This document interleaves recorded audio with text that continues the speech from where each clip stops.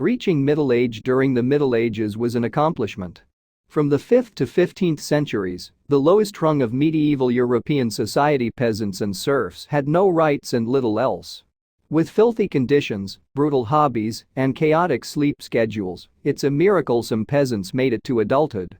These were just some of the harshest aspects of a peasant's existence.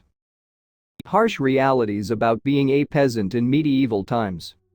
What were peasant homes like? They were small structures with thatched roofs, designed to be easy to repair. Serfs called these little dwellings crook houses. No matter the weather, they weren't very comfortable places to be. Winters were harsh, and summers were unbearably hot. And instead of a dog curled up at the end of their beds, peasants did things a bit differently.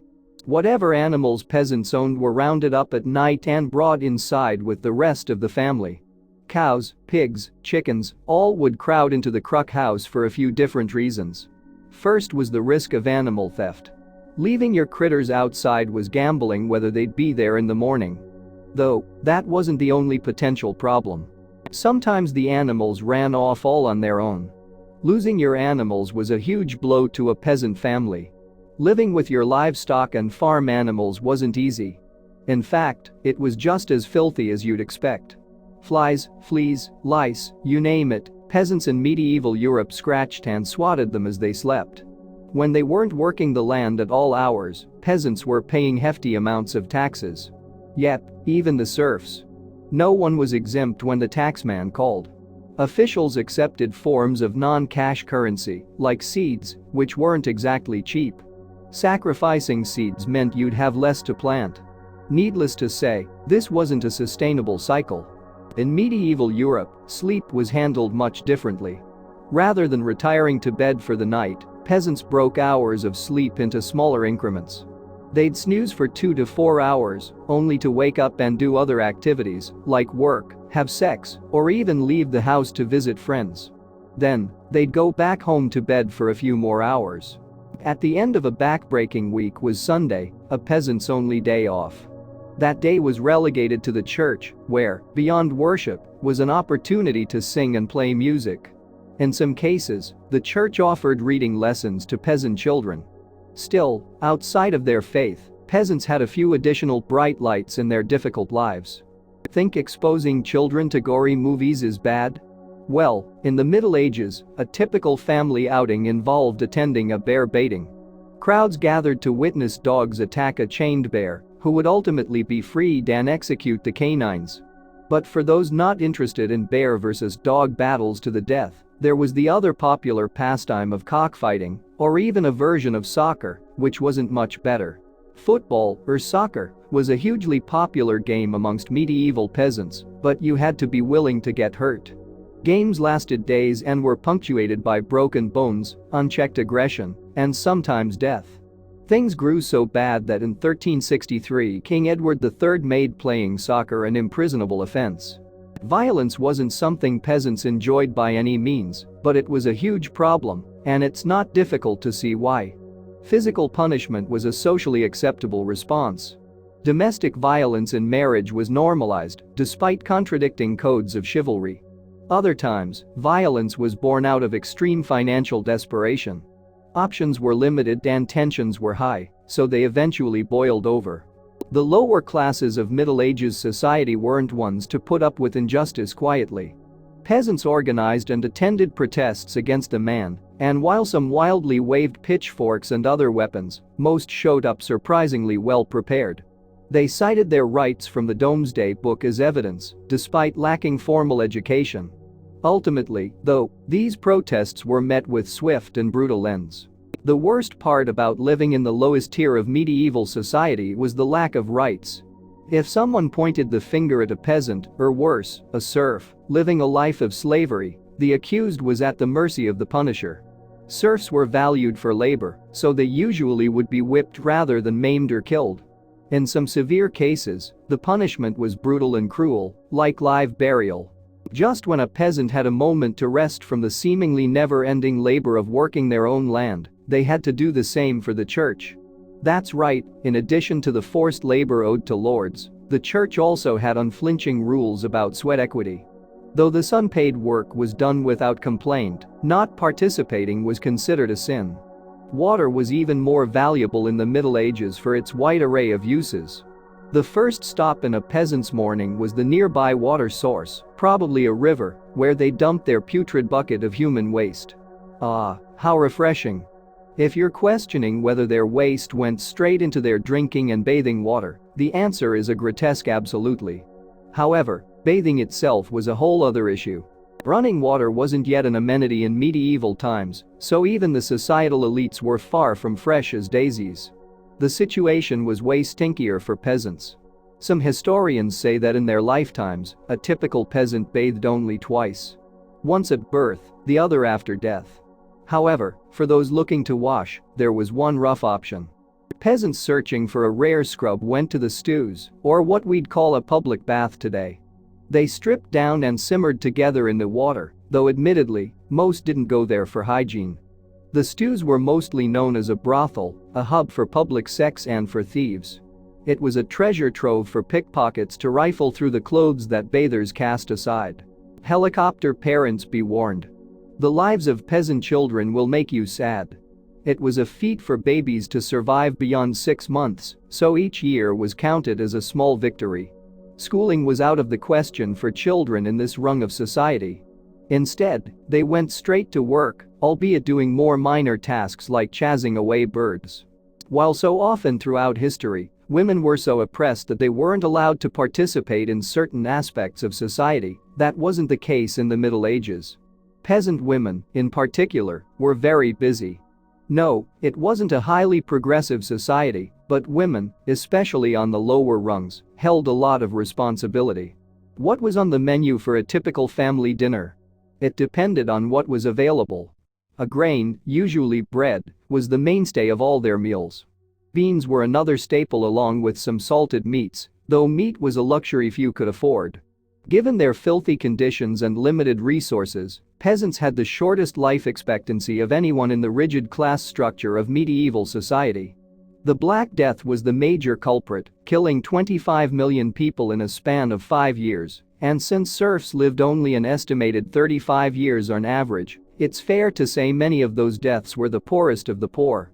One way to combat the depressing banality of a work-laden life is by drowning it in booze. That was the peasant strategy anyway. While some suggest peasants downed beer over water due to accessibility, that wasn't accurate. Still, heavy drinking was commonplace across all classes, and it only increased as the Middle Ages continued and distilling was popularized. Yes, the Middle Ages were a time of confusing beliefs and trends. Like if a woman got tired of not having eyebrows after plucking them, she could make a pair from rodent fur. Sometimes their eyebrows stopped growing back after years of constant removal, and this was their only solution for hair. Animals were held to the same judicial process as humans. If they were accused of a crime, they had a trial. If they were convicted of their crime, they were sentenced to death by either being burned at the stake or hanging. This hopefully taught the animals that crime doesn't pay. Medieval chefs loved to experiment with different animal combinations during their meals. Helmeted cock was one of these meals. They sewed a rooster on top of a pig, so it looked like it was riding the creature. Medieval women hated hair. They saw their foreheads as their face's central attraction. To draw more attention to this feature, some would pluck their eyebrows and eyelashes. The most devoted even plucked their hairlines into an oval. Rich people loved to show off their wealth by wearing fancy clothes. For instance, European men had a period in which they all wore long, pointed shoes. The lengthiest shoes were stiffened with whalebone to hold their shape. Another popular yearly tradition was the Festival of the Ass. A little girl would ride a donkey into a church during service. The churchgoers would then end all of their prayers in donkey noises, instead of amen. This lasted until the Protestant Reformation. Since their marriages were for political gain, people of the court needed some outlet to express their feelings of romance. This was courtly love, a system that allowed the royals to show affection for their crushes while remaining married.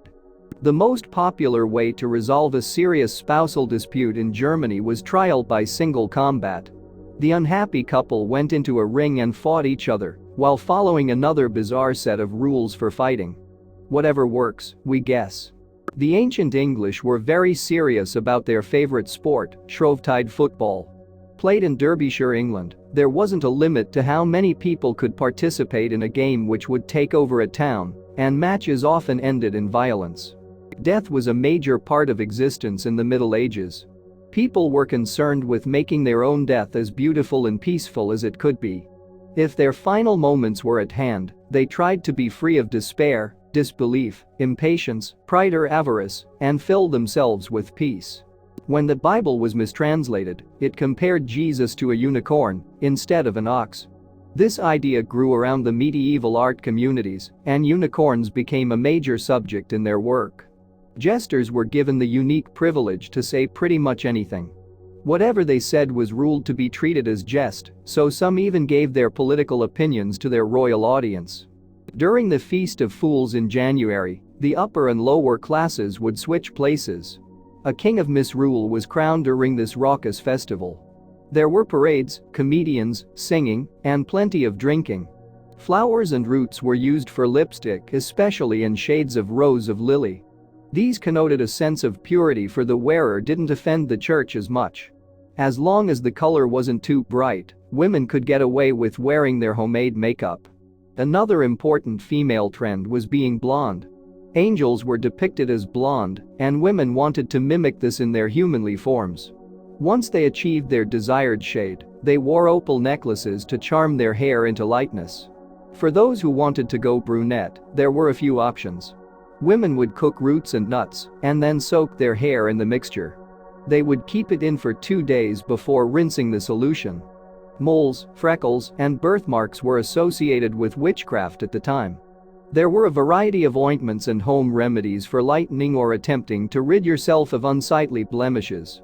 Marriage traditions were much different in medieval Europe.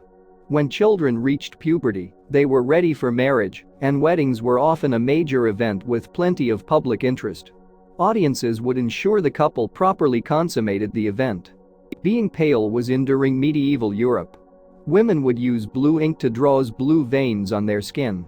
There were also special powders to whiten their appearance. Their goal was to make themselves look almost translucent. One of the many diseases that ravaged Europeans was the king's evil, a kind of tuberculosis that appeared in the form of oozing black sores on someone's neck. Until the 1700s, it was believed the only cure was the touch of a royal's hand. That wasn't an effective treatment. The church wanted to keep people pious and discouraged bathing, so they wouldn't be forced to look at their own nakedness. To keep away some of the body odor, women would hide spice sachets in their bosoms and under their legs and arms. Right before the bubonic plague swept through Europe, a pope had warned that witches were using cats for magic, and so, a bunch of jerks killed all the cats. Because of their cruelty, flea-ridden rats quite effectively spread the illness across the continent. Pope Stephen VI really hated Pope Formosus. In 897, Stephen dug up Formosus's body, put it on trial, found it guilty, and then cut off his index and middle finger, reburied him, and then retrieved the body from the fresh grave and threw it in the Tiber River. Can you imagine being there for that? What a wild ride. Need a break from the pressures of medieval life? Party at the cemetery. These served as early town halls and hosted events like elections, public trials, and even theatrical groups. Sex workers even frequented the area. Thanks for watching, and don't forget to like and subscribe.